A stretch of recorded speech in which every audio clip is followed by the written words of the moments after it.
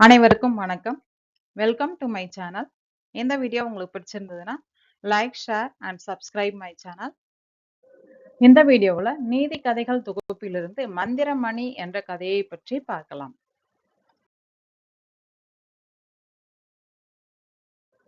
முன்னர் காலத்துல ஒரு நதிக்கு பக்கத்துல ஒரு கிராமம் இருந்தது. அந்த கிராமத்தில் இருக்கிற எல்லாரும் ரொம்ப கஷ்டப்பட்டு வேலை செய்து பணம் சம்பாதிச்சாங்க.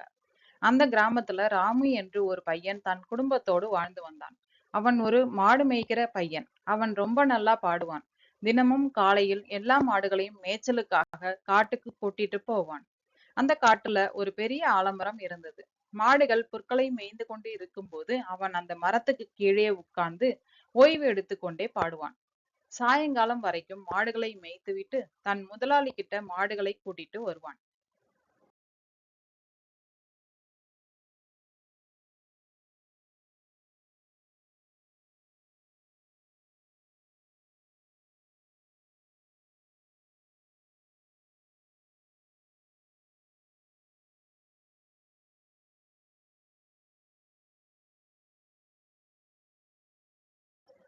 அந்த வேலைக்கு தினமும் அவன் முதலாளி ₹1 கொடுத்தார். அந்த காசை எடுத்துக்கிட்டு அவன் வீட்டுக்கு வருவான்.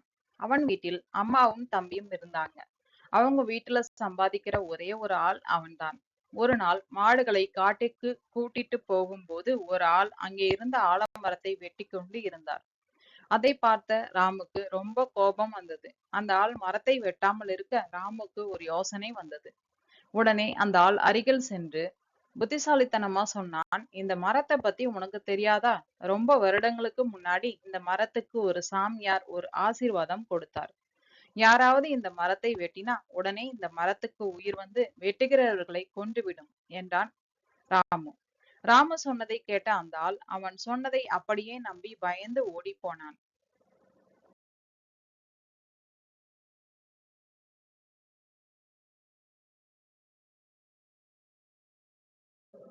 கொஞ்ச நேரம் கழித்து உண்மையிலேயே அந்த ஆலமரத்திற்கு உயிர் வந்து ராமுக்கு நன்றி சொல்லி அவனுக்கு ஒரு மேஜிக் பெல்லை பரிசாக கொடுத்தது.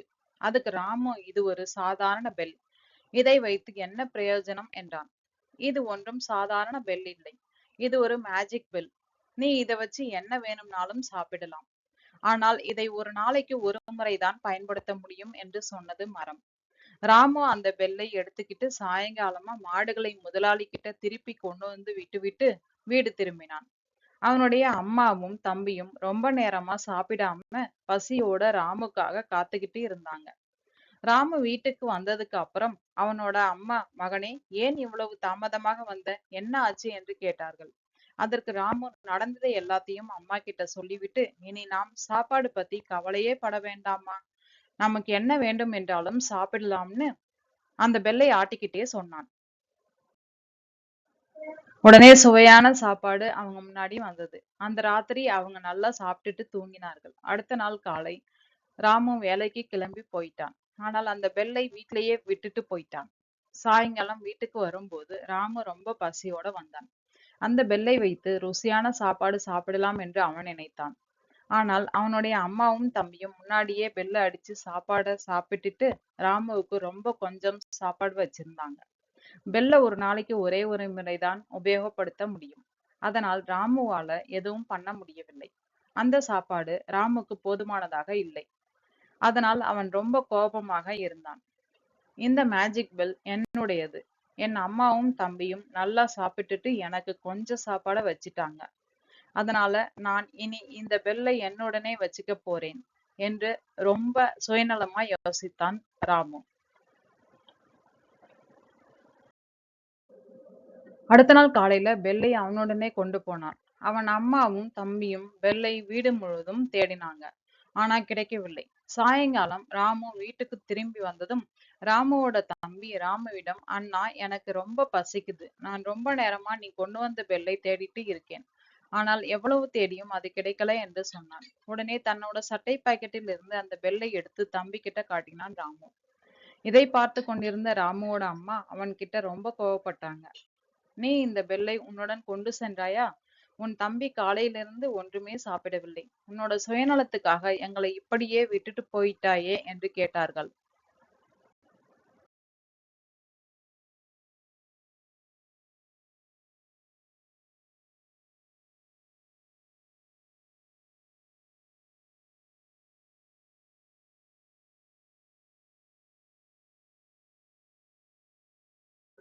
ராமு தன்னுடைய தப்பை உணர்ந்து தன் அம்மா கிட்ட மன்னிப்பு கேட்டான். அம்மா, நேற்று எனக்கு நீங்க போதுமான சாப்பாடு வைக்கவில்லை. அதனாலதான் சுயநலமாய் யோசித்தேன். இன்னொரு முறை நான் இப்படி சுயநலமாக என் வாழ்க்கையில் எப்பவும் செய்ய மாட்டேன் என்று சொல்லி அந்த பெல்லை அம்மா கிட்டேயே கொடுத்துட்டான். இதன் மூலம் நமக்கு கிடைக்கும் நீதியானது நம்ம எப்பவுமே சுயநலமா யோசிக்க கூடாது.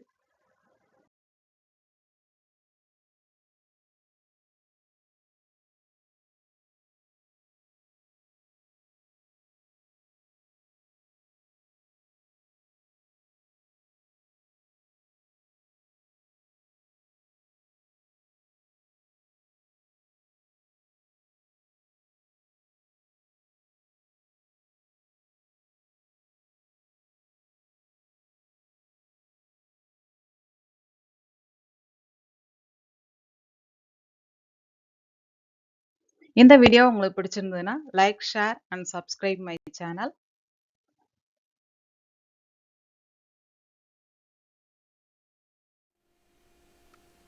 நன்றி. தேங்க்யூ ஃபார் வாட்சிங்.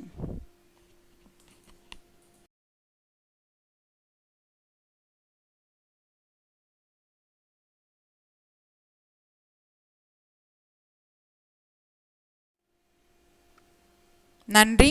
தேங்க்யூ ஃபார் வாட்சிங்.